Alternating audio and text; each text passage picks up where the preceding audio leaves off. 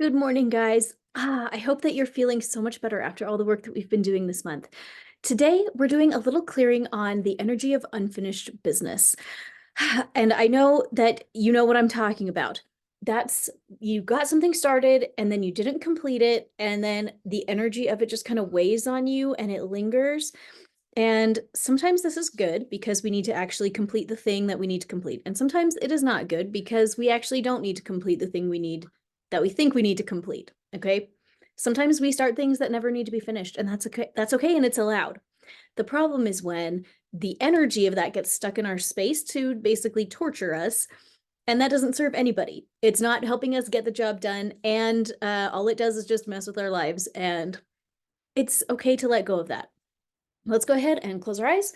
We're going to imagine a tube of light shining down on all of us containing information on um, God's opinion on what we actually do need to complete and what is okay to let go of. So we're just going to download this information. I know what is okay to let go of. I know what I started that I don't actually need to complete. I can let it go. I don't need to finish that. Let's tap it in. I know what I can let go of. I don't need to finish that. I know what I am allowed to let go of and not finish. I don't need to finish that. Let's go ahead and rub that in. Woo. Okay, now I'm going to tune into the energy of that. And I'm seeing a couple of people, use a little Anna here. They're like squeezing onto it. Like, I cannot let go of this. Okay, why are there some things that we don't want to let go of? There's different projects that we want to hold on to because of a couple of different reasons.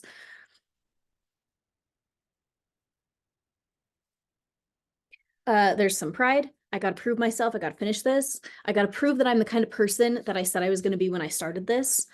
Here are some contracts. I made a contract that I would complete this. We're going to go ahead and imagine if you have a contract. Oh, we did some scribbling yesterday, me and my little girls. If you have a contract like that in your mind, we're going to rip that right up into some pieces, releasing that and letting that go. Okay, let's tap that out.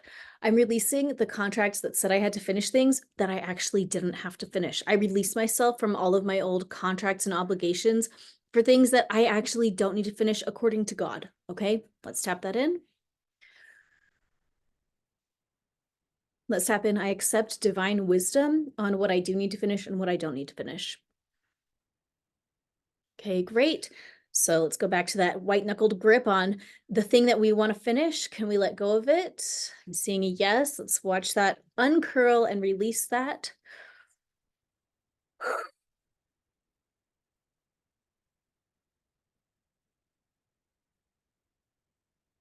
Okay. Yeah, seeing a little thumbs up. That's good. Okay, what I want you to do is go into your mind and you're going to imagine that there's a whole bunch of tabs open on your little home screen in your mind. And there's a couple tabs that you're using a lot. Yeah, like your communication and the food tab. I don't know, but there's a bunch of tabs that are open from your old projects, the book that you started and you didn't finish it. The I have no idea. Whatever you started, the doily you started to knit, the crochet project, the other project. I don't know. I don't know what projects you have open. We're going to X out the tabs that are going to highlight. God's going to highlight them for us. And they're going to shine. And we're just going to click the X button and just release that. And the energy of that's going to exit our system. Okay, releasing, releasing, releasing. There are some tabs that we do need to complete. We need to actually finish the unfinished thing. And so today we're going to download that information of I know how to finish the unfinished thing. And it can be faster than I ever imagined. It can be so fast for me to finish that unfinished thing. Okay. A challenge that's coming into my mind for you today is to write down a list of the things that you have started that you actually do need to accomplish, that you actually do need to finish. You're going to make a list of those things. And then what you're going to do is make another list where you're going to break down the first list into the smaller steps. So as an example, I have a book project that I've been working on, and to actually finish that project, I have a couple of emails I have to send. I have a little bit of writing I have to finish. I have a little bit of editing that I have to finish. I need to go, set up things with, various contractors and stuff like that to get this thing complete. Okay. So what you would do is write down each individual step that you have to do to complete this project. You're working on a blanket. You need a little bit more yarn. Like step one, you go to the store and pick out the yarn. You like buy the yarn. You set it up. You put your crochet bag where you're gonna sit and like get the job done. Okay, so that's all I want you to do today. I don't want you to actually take action on anything. You can if you want to, if you feel like it, that's great. But today the goal is just to become aware and like make the conscious list of like what actually has to happen to get this stuff done. And that's it. Okay. I don't want you to pressure yourself into anything crazy. All we're doing is making a list. Um, and I think that that's going to be really, really helpful for you.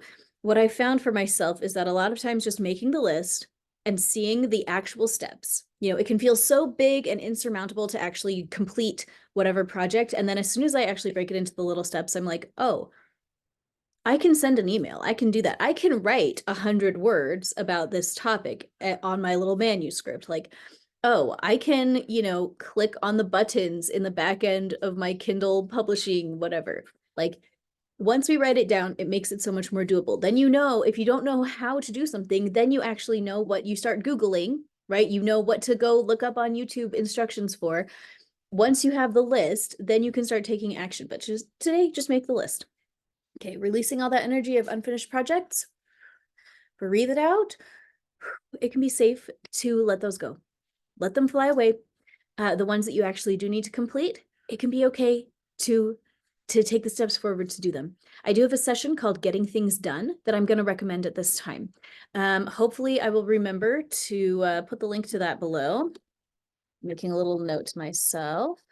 And it's in one of the memberships, but I'm not sure which one. I think it's in the fancy membership. So okay, go forth.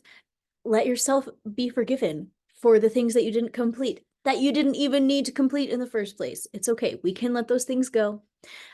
If you have a real life project that it's time to let go of, I'm going to suggest something that is going to be a little traumatic, and I'm going to do it really quick.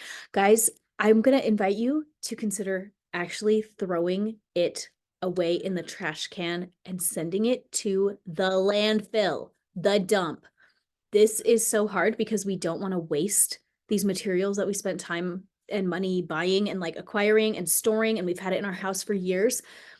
You will feel so much better after you throw it away. Are you going to donate your half completed project? Who wants that? It is okay to throw it away. It is okay to seal that energy with a kiss and allow those materials to go back to the earth and go on the next stage of their life journey.